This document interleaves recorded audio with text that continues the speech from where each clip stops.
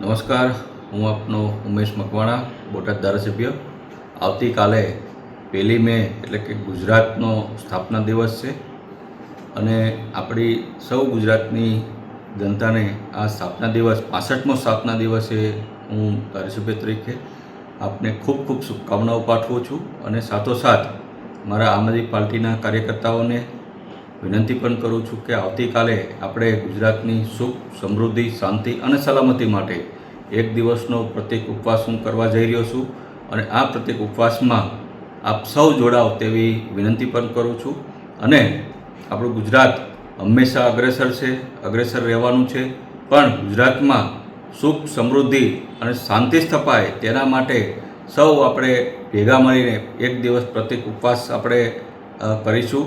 આપ ઓફિસમાં હો કે ખેતરે હો, જ્યાં પણ હો, આપણા ઘરે હો, આપણે એક દિવસનો ઉપવાસ કરી ગુજરાતમાં સુખ, સમૃદ્ધિ, શાંતિનું વાતાવરણ જળવાય તેના માટે આપણે ઉપવાસ કરીશું.